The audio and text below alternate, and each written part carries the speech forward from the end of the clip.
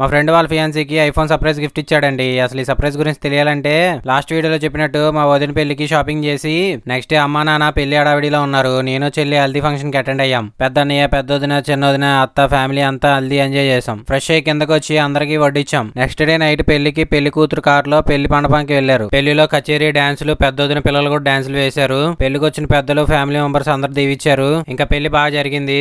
Marriage అయిపోయాక mid night ఇంటికి వచ్చి ఫ్రెష్ అయ్యి మళ్ళీ మా ఫ్రెండ్ ఎంగేజ్మెంట్ కి నైట్ పడుకోకుండా విజయవాడ వెళ్ళి ట్రైన్ ఎక్కాం. ట్రైన్ టికెట్స్ 1 month ముందే బుక్ చేసాం. పెళ్లి కూతురు వాళ్ళ ఊరు అనపత్తి అండి. అనపత్తిలో ట్రైన్ దిగి మా ఫ్రెండ్ వాళ్ళ ఫ్యామిలీ అందరం కలిసి ఎంగేజ్మెంట్ ఫంక్షన్ దగ్గరికి వెళ్ళాం. ఇంకా నేను మా ఫ్రెండ్ దేవా ఇద్దరం కలిసి ఫోటో దిగాం. ఫోటోస్ దిగడం అయిపోగానే కేక్ కట్ చేసి మా ఫ్రెండ్ పెళ్లి కూతురికి సర్ప్రైజ్ ఐఫోన్ గిఫ్ట్ ఇవ్వగానే అమ్మాయి రియాక్షన్ ఉందండి. అబ్బా సూపర్, అసలు అందరూ షాక్. ఇంకా లంచ్ టైం అయ్యి తినేసి ఇంకా రిటర్న్ ట్రైన్ ఎక్కి మాకు ఎమర్జెన్సీ విండో సీట్ వచ్చిందండి. అది ఓపెన్ చేసి వ్యూ ఉందండి, అసలు అదిరిపోయింది. ఈ వ్యూ చూడండి ఒకసారి, అసలు మామూలుగా లేదు.